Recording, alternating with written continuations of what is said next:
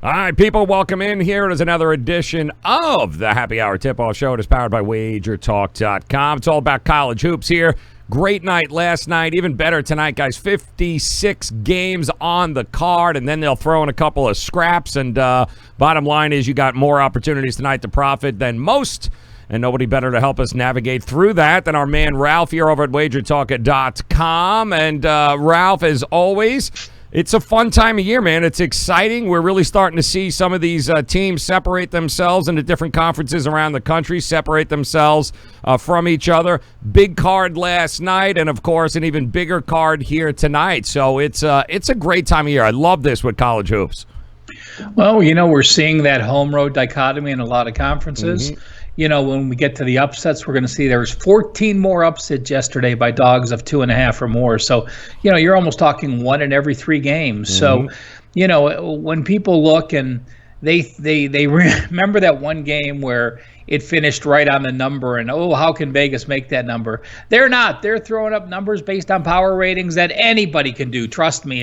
If you study, you can put up those numbers and be as close as they are. It shows by the upsets how far really off they are. Yep. And, of course, guys, if you're new to the show, welcome in here. We like to do a little recap of what happened the night before, kind of get you guys caught up in case you missed anything. And we always talk about upsets, Ralph. Upsets are what it is all about. And I'll tell you right now, I was blown away by this one because mostly I lost my ass on it, but I was still blown away that Long Beach State managed at home to beat UC Irvine. I just, not going to lie, Ralph, did not see it coming there. Long Beach State has struggled here, and I really thought Irvine was kicking it into another gear, but I was sadly mistaken. I agree with you. It's a game where, Irvine has to play one of those difficult non-conference schedules, but they're not the same Irvine as they are. I mean, yes. They come in at 11-9, and even you look at the Big West this year, while they're the best team in the Big West, they were so much better for so many years. But, this year Hawaii's not too far behind them, and Cal Santa Barbara isn't. But, Long Beach State to me is, for them to go and beat Irvine at home and then beat UC Santa Barbara on the road, and their only other wins are Providence and and San Diego, that's the amazing part of it. So, yeah, it's a game where Irvine scored 56 points. It's a game that, if you look at Irvine's numbers, they're not horrible. Mm-hmm. They shot 5. They were only 5 of 26 from 3-pointers. Yep. But Long Beach was only 2 and 11. So you say, where's the difference? Well, Long Beach did shoot 22 of 42 from 2-pointers, so 52%, and made 6 more free throws. That was enough to win the game. In the rebounding, it really came down to, on the defensive boards, Irving got very few second shots. Yeah. And that whole California coast can kiss my ass last night, along with Cal State, Northridge there, and Santa Barbara. Like, seriously, Santa Barbara? Like, come on, people! You got to be kidding me! On the road, lose at home. Joe, remember the Sale Santa Barbara? We talked about him with Diane back. Yep. Diane was the player of the year, the newcomer of the year, the freshman of the year last year. He wasn't eligible the first 11 games. I've been on him a few times. I didn't play on him last night in the spot, but they are a completely different team what people remember in November and December. So true to that. And big shout out to our Patriot League peeps there. How about Army last night, huh, Ralph? How many times we talk about Patriot League? We've backed them a couple of times, actually, Army this year, and getting the job done. Who the hell scores 94 points at Army? Are you kidding me? Yeah, well, again, we talked about Army back in December when they pulled the upset against Buffalo. So, yes, they're still an 8-10 team, and yes, they're playing in a Patriot League where Colgate's still the best team, and Army is near the bottom, but you shoot well for one night, and what happens? You pull that upset. That's right. Boom. You guys can get it done. Some big names last night, too, on the card. And, oh, wow, what a shock. We talked about him yesterday here on the show. Luke Garza, Iowa, taking on Rutgers. Now, Iowa, listen, to their credit, they were down at home in the first half, Ralph. They had to kind of kick it into another gear in the second half, which is why it helps having a player like Luke Garza at home to be able to do that. Rutgers did give him a run, though. Yeah, you look at Garza, and his name's going to be in the Player of the Year, candidacy. There's no question. So, um, depending on where they go, there's a handful of guys, but his name has to be there. Mm-hmm. And scoring Quentin Rose scoring 26 against Cincinnati is not an easy thing to do. Granted, it was in a loss, and people may not follow the Mountain West as close, the bottom teams. Everyone knows about San Diego State, but UNLV was playing really good ball, but Nevada handled them, basically wire to wire. From what I saw, I didn't watch it, but I was watching scores, and from the second half on, they were the better team. It seemed, at least on the scoreboard. Yep, crushed it, and of course some of the OTS performances there, covers. Oh boy, Ralph, we called it, and wow, it was. I could not believe it. I had to actually refresh the screen a couple of times because I couldn't believe what I was seeing. Tulsa, holy crap, on a roll, continuing to be on a roll, just manhandled Memphis. And again, Ralph, another one of these situations. Memphis had a number next to it, right? Memphis has got a little number next to it. Tulsa doesn't. Tulsa at home, Memphis on the road, going through some transition there. Now with Wiseman gone, it hasn't been great. And voila, look at what happens, Ralph. 43-point ridiculousness. I mean, they were getting 3 to begin with, Tulsa at home, and they roll them 80-40. I am happy to say, for those that think we always talk about winners, you don't watch this show because I've talked about several times that I've had the wrong side of the largest covers. That's correct. I'm happy to say that I was on the right side of that Tulsa game. So a nice 4-1 day, and I'll tell you what, Tulsa has burned us a few times too. It was the best 4-1 day I ever had, Joe, because my loss got crushed. The 4 wins crushed. There was no stress. It was in between. It was done. You know what? It was my loss was a bad game. My wins were great. So, having a stressful free night watching hoops and not biting my nails down to the nubs as we go down and shooting free throws with a couple seconds left was very, very refreshing. Yep, so true. Another one of your plays there, Ralph. Western Kentucky there. I think that we talked about that game a little bit yesterday. Ridiculous under, guys. As was. Listen, we weren't sure about Xavier at home taking on Georgetown. They haven't been great, and they were laying a bunch of points, but the total may be shocking to people. Some people expecting a little more out of Georgetown than the 57 points, but that went way under the 147 number, Ralph. Yeah, Xavier was probably one of the games that I left off, and there were a lot of them yesterday. And when it's going great, you're not afraid to put 7 plays out. When it's uneven, you just don't want to get that kind of exposure. But, Travis Steele yesterday for Xavier said, listen, we have sucked. I don't care. I don't care who's starting. Whoever practices the hardest is going to play. And I like those circle the wagon games when he just doesn't care who the scholarship guys are, who the non-scholarship guys are, who the stars are, who the non-stars are. Whoever gives those effort, it really sets a tone. And what happens when you set a tone? It usually comes on the defensive end. That's correct. And boom, it certainly happened there. And we'll take a look at the markets here, guys, in just a second. Some of the movers and the shakers here today on, again, a loaded card, over 56 games on the card here tonight. Plus, we've got a couple of showcase games, some featured games that we'll break down for you coming up. One in the Big Ten, which is a great matchup. Michigan State and Indiana we'll talk about. And then maybe not one that's on everyone's radar, Ralph, but absolutely should be in a Murray State situation. So we'll go ahead and we'll break that down for you. But first, let's talk about your trends and angles, Ralph. Everybody loves TNA, especially your TNA, and trends and angles. So go ahead, Ralph. Let's see what you got here, man. Well, the 2 biggest ones are totals, and both are significant. Minnesota travels to play Ohio State. Minnesota is now 2-17-1 over under on the road. Damn. And even more importantly, of those 2 wins, one was the game against Purdue that was under in regulation, went to 2 overtimes. Oh, yeah, I had that under and lost, so it's a very bitter reminder. So Minnesota realistically is closer to 1-18 over under their last 19 road games. And on the flip side, a high scoring Tennessee Martin 18-3 over under their last 21 games. That sort of sounds like Houston Baptist type numbers. Yep. Speaking of which, did they hit the over last night? We mentioned it. I didn't even look. Did they? I didn't even look because now you got me looking, Ralph. Now I gotta look. Yeah, well, I'm right behind you. I'll keep reading trends as you look. You keep it. I'll find it. Go ahead.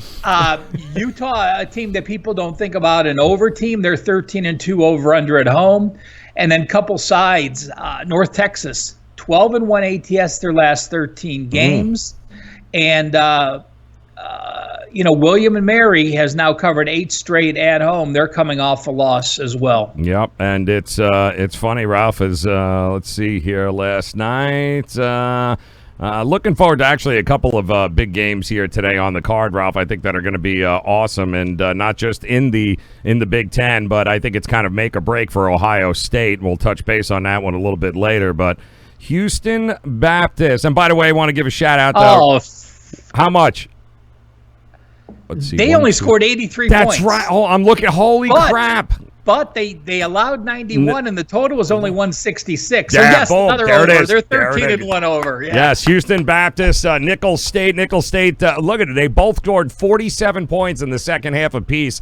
91-83. The total goes over. Also, a big shout-out, Ralph, the kind of games that we talked about yesterday, and Ralph laid them out for you. Not only is 4-1 for clients there, guys, but big day all around, even for the show. We told you Georgia Tech yesterday. It was a bad spot for Louisville. Remember, we talked about how teams actually coming off a loss to Duke or having played Duke were actually having a win off a win against Duke. Yeah, off a win against Duke, and they were. It was an undefeated number. It was kind of crazy, but but Georgia Tech. I give them credit, Ralph. They're a pain in the ass. They really are. They just won't go away, and they gave Louisville everything they could handle last night on the road. Well, again, we talked. What did we say? That Pastner has his teams playing better. Their best player, Jose Alvarado, wasn't there in the beginning. And, you look at their losses. It's one of those value teams because there's close losses. Yep. 4 points to Notre Dame, 5 points to Virginia, 4 points to Louisville. Those are situations where you're getting value because Georgia Tech now 8-11. Mm-hmm. But they play hard, and they were a dog in those 2 games, there's last 2 games against 2 great teams. Yep, and if you guys are keeping score, North Carolina lost again yesterday, so we'll just throw that out there for you. They did cover, though. They did cover, but yes, but that I don't think Roy Williams is running around Chapel Hill going, we covered! We cover! Don't think that's going to happen anytime soon. Well, his alumni are probably pissed because they finally decided to fade him, and then he comes and covers the damn game. So true. Good win by Vatech to be able to come back at home, though. You don't want that on your resume. All right, let's take a look at the market here, guys. Quickly, again, loaded here tonight. Plenty of games. I mentioned it, so I'll bring it up here, Ralph, because it's getting, of course, crazy action here tonight. Ohio State, Minnesota. What do you say about Ohio State, guys? 0-6. It has been a horrific stretch. It doesn't make a difference if it's home or away. They got absolutely mauled into Penn State there over the weekend. It has not been good. Now, Minnesota, listen, we've been on Minnesota a billion times this year, Ralph. We love them at home. They're kind of we haven't been able to see them put it together on the road. This number continues to climb, Ralph. Open up at 7. It's 8.5 and getting close to 9 in some places here. Should Ohio State be 8.5, 9, over anybody, even at home? Well, my number was 5.5, and I had Minnesota circled as a game I was going to look at, and I did leave it off my card today. And by the way, off that 4-1 day, I do have a 5% side play today, only my third of the year in college basketball. So there is a game on the board that I really do like, but this is a game I left off. I left off Minnesota and the under. Ohio State plays slow at home under Holtman. But I did leave it off for this reason. Reading the Columbus Dispatch today, Holtman's much in that same position as Xavier, and he's making some changes in the lineup. He's starting new guys. He's switching some people. And when you have a quality coach, and I clearly consider Chris Holtman a quality coach. To me, he's a top 10 or 15 coach in the country. When they're making those kind of changes, going to play a role. And if you look, they're 1-5 their last 6. Losing to West Virginia, nothing wrong with that. Losing at Maryland, nothing wrong with that. Losing at Indiana, nothing wrong with that. Losing at Penn State, nothing wrong with that. Right. The only home loss was Wisconsin, and that was a 61-57 battle. So, yes, the body of work certainly shows something. And while we automatically say what's wrong with Ohio State, we could say Penn State is so much better, and at home they're improved. Indiana's so much improved.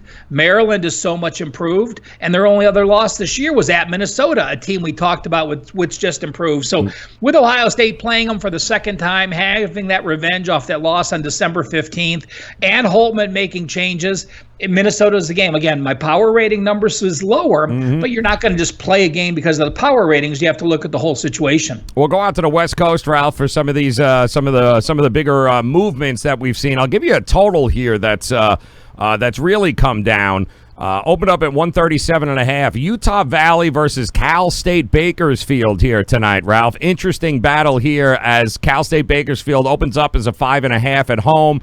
That's coming back a little bit. I'm seeing some 5s, even a couple of 4.5s. But that total goes down from 137.5, Ralph. I'm seeing 133, 132.5 out here. So not expecting a very high-scoring matchup with Utah Valley and Cal State Bakersfield tonight.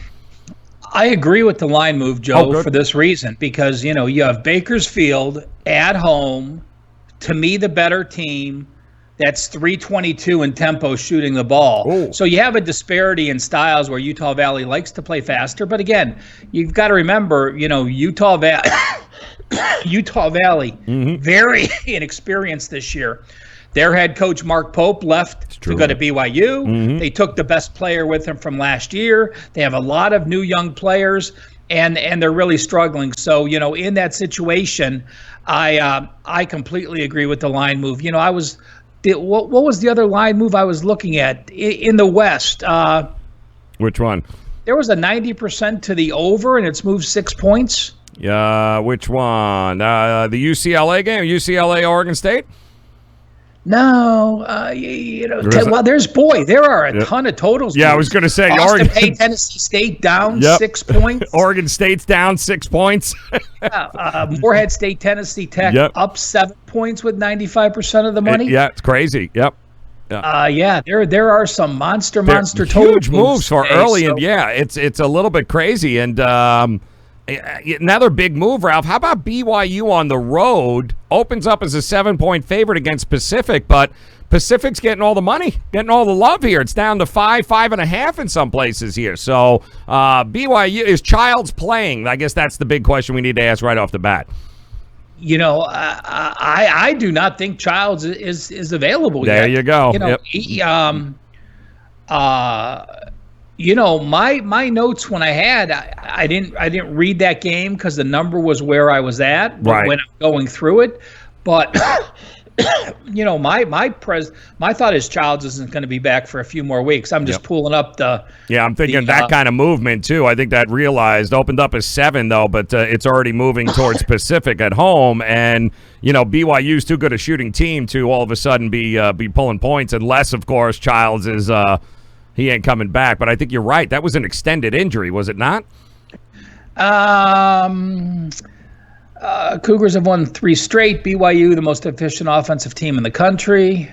Keep reading as you cut me out. No, with Child still recovering from an open dislocation of the right index finger. Yep. Yeah, it's a big deal. I mean, TJ Haws is the kid from Utah Valley that the coach Pope brought over. It's talking that Pacific is just playing better. That of course is Damon Stottlemyre as the head coach there. Yep. And I just think BYU. There was a lot of love with BYU early.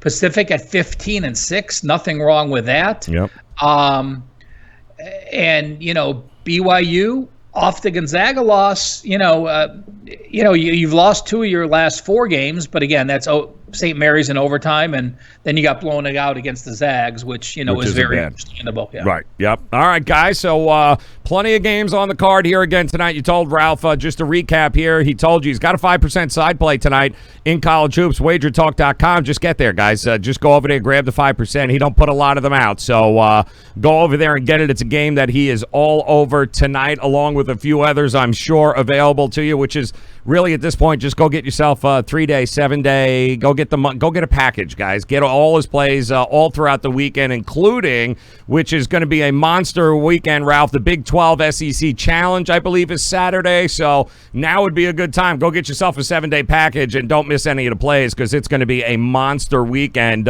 in college hoops. And it's a great night tonight, Ralph. Chock full of plenty of dogs on the card here today. So is there one that stuck out to you above everything else?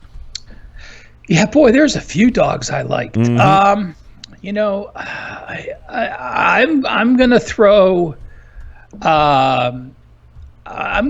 Drexel out there against Northeastern. And I'll also, a couple others I liked. Drexel's I also good. liked Portland against Marymount, and I liked Towson against Elon. So my official play is going to be Drexel plus the 8. I love that.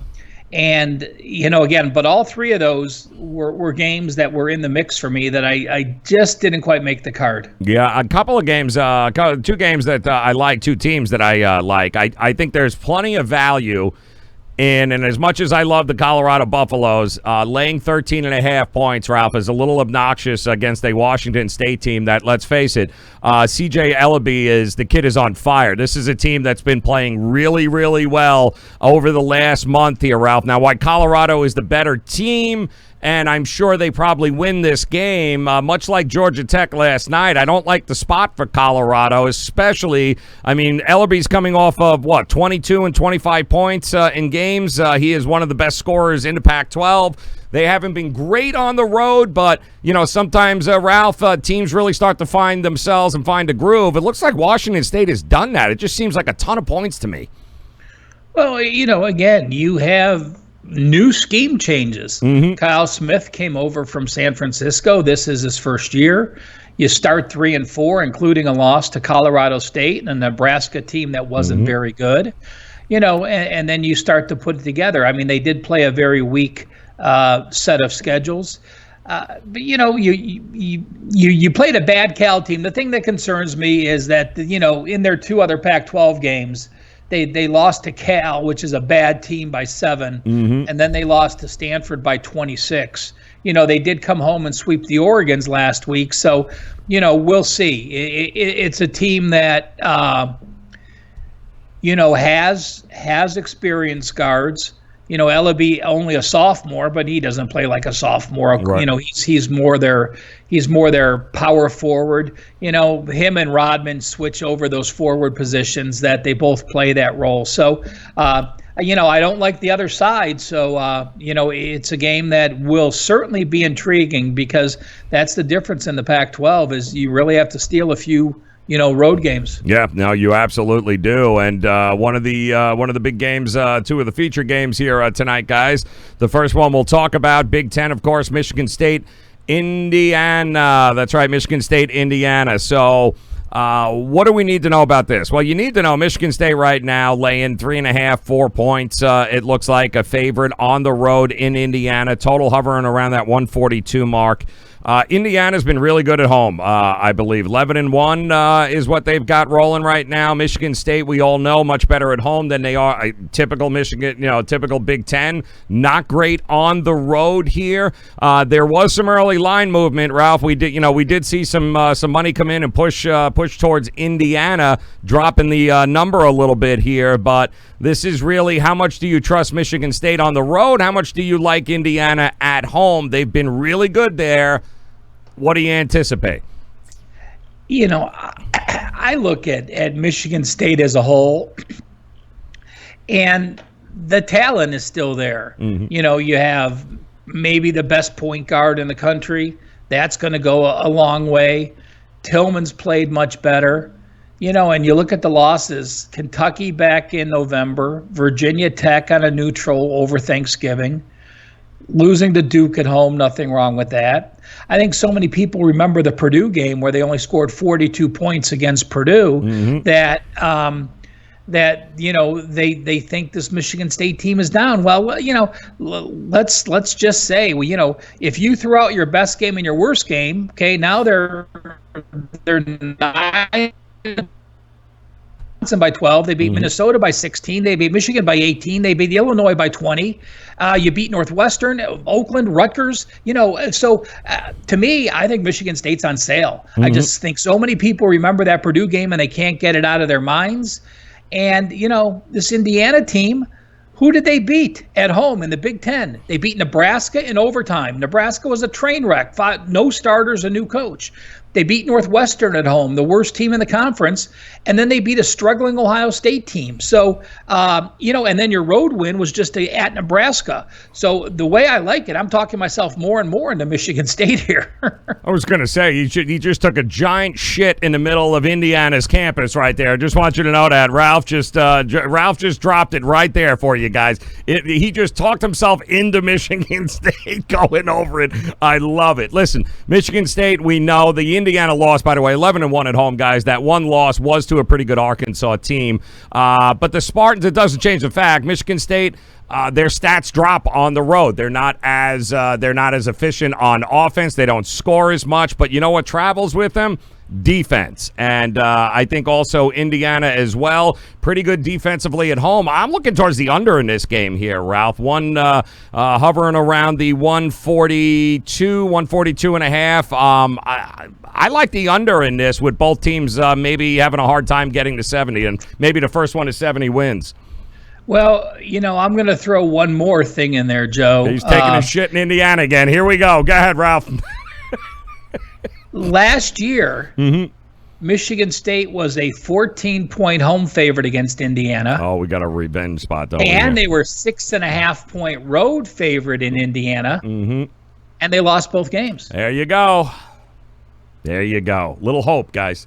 Little hope, but he's baiting you. He's worse than the sports books, Ralph. He's baiting you right now. The under, though, 6-2 in the Spartans' last 8 road games. That's what we mean. It's their metrics aren't the same on the road as they are at home, and both teams averaging here, or at least holding teams to about 65 points. So I'll look towards the under. Ralph talked himself into Michigan State, which brings us to our other feature game here, Ralph.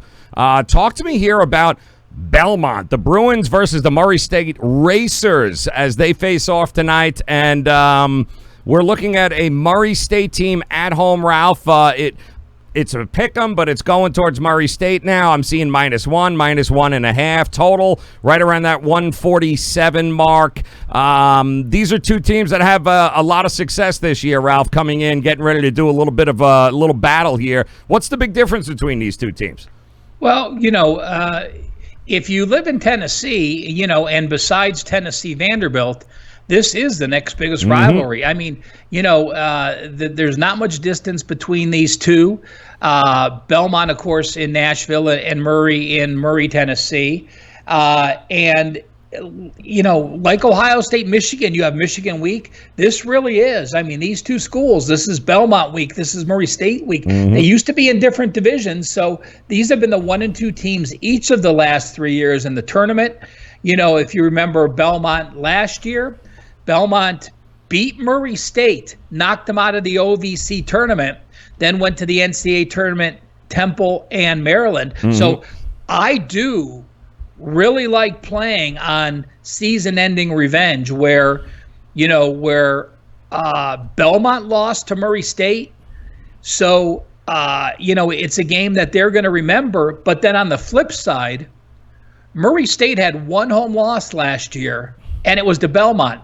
I also love playing on lone home loss revenge. So you have conflicting trends, which makes this game so great. Again, as I said, they were 1 and 2 in the tournaments each of the last 2 years. I look at them this year, and Murray, Murray's coming off an overtime road game where they struggled against Southeast Missouri, and you certainly can say, well, that could have been a look ahead to this game, and I agree what that is. I still, on paper, think Belmont's the better team. Belmont can win on the road. There's no question with that. But Belmont this year has played a very weak schedule. It's not always the case with the Bruins, but we know there's 353 teams. They've played the number 351 schedule. Well, guess what? Murray State's played the 353rd schedule. Oh, so there you go. Yeah. They both have played the weakest two schedules. So, we really don't know how good they are when we look at conference play in the Ohio Valley. I give Belmont's the number 3 offense, number 1 defense. Murray State's number 2 on offense, number 4 on defense. When you look at all conference players this year, Belmont has 2 of the top 4 players in Musinski and Murphy. Murray State has 2 of the top players with Brown and Williams. I think it's a great game. I look at it, and if anyone were getting 3 or more, I would grab them. Okay. So I will just give the slightest of leans to the home team. Murray laying the 1. Obviously, the 1's not going to affect you. You're not going to lose a game laying 1. You may push it. So faster paced game. Game's going to be, Joe, what's the total in it? I believe, let me get you, because it's just actually reset. So let me just double check and make sure I get you the correct numbers. We had a whole lot of board movement here, which is a good reminder, guys. Make sure.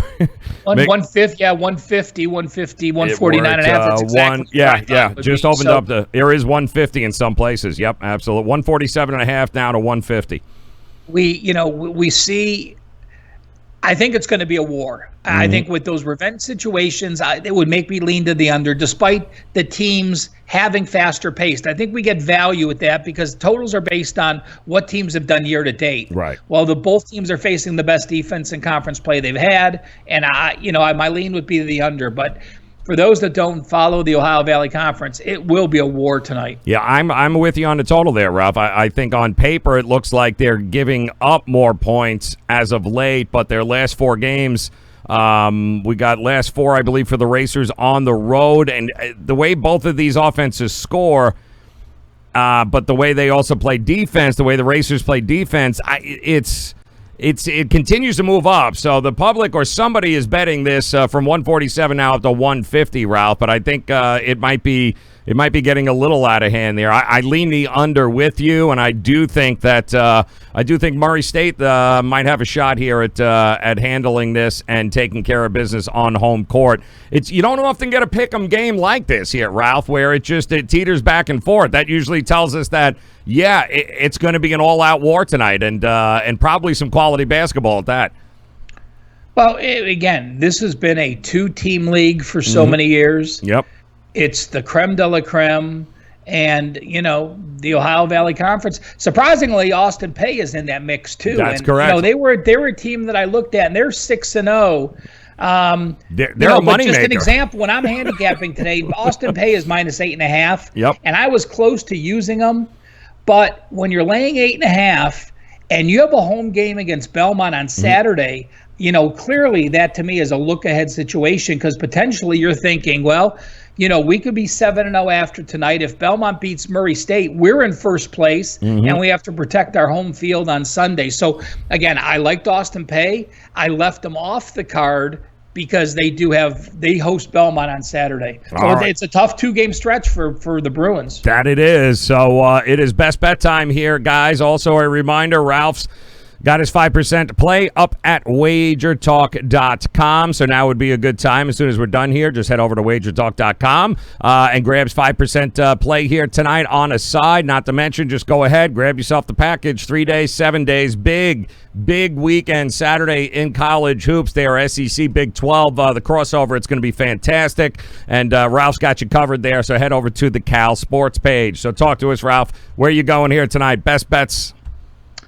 I'm going to a team that I've used a couple times this year, game number 608, William and Mary. Ooh, and I will say this is one of my 4 plays that I have. It is a 3% play up at WagerTalk. They're laying 9 to James Madison. William and Mary having a great season, but they're coming off an embarrassing loss. They had played back-to-back road games, and they just got ripped last game. So now you have a hungry team back at home playing a team that's very up-tempo in James Madison. And when you look at James Madison's schedule, Their D is number 303 in efficiency, one of the worst in the country. And they only played 5 teams this year with offensive efficiencies are 250 or higher. Well, William & Mary's clearly in that gap at number 102. Well, when James Madison's played those teams that are good offensively, they've allowed 87 points per game. This team is only averaging the road. They're shooting 38%. The Tribe 4-1 is a home favorite this year, so I do like William & Mary minus the points against James Madison. I couldn't agree more with you. Love that William & Mary, though they burned me last week, last game against Drexel, by the way, who we also like in today's spot, getting some points there in an underdog role. But I'm going to go a little off the beaten path here, Ralph, and I bet you didn't see this one coming, but I'm going to go and look towards Liberty at North Florida. I am going in the Atlantic Sun, and I got to tell you, North Florida at home getting 6 points in this game. You got the 2 top teams in the Atlantic Sun going at it. Liberty is, 19-1. They got a 5-0 conference record. They're on a 5-game winning streak. They just beat Lipscomb, I believe, on over the weekend. North Florida, meanwhile, the North Florida Ospreys, second in the league, I believe, second with a record of, 11-9 now, conference record of 4-1. They bounced back. They had their first loss against New Jersey Tech. Then they bounced back with a win on the road against Jacksonville. I think Liberty wins this, but being at home, giving me 6 points, I think there's a ton of value with backing the home dog here in North Florida. I'll take the points all day. They might even pull the upset here. I'm looking up, Joe. North Florida, again, besides that loss to NJIT, they're 8-1 their last 9 games. And long term, looking back to last February, all the way back to last February, they're 20-7, 74.1% against the spread. Yeah, they've been moneymakers in the past, absolutely. I mean, and again, tonight you talk about war. This is number 1, number 2 team here, so it'll be interesting to see how that plays out. And of course, guys, opportunities galore tonight on the card all week. But you got to get over to WagerTalk.com, get the Ralph's page. Get the package, get all the plays, never miss one. Big night tonight. Ralph's got his 5% side play up there, so make sure you grab it. Come back and join us tomorrow. We'll break it all down. We'll get you ready for what is going to be an unbelievable weekend in college hoops on Saturday. So, Ralph, as always, good luck with your plays here, my friend, and we'll do this all again tomorrow again. Joe, we'll talk to you in 23. 23 it is. Be good, guys. Good luck with the plays. Get over to WagerTalk.com.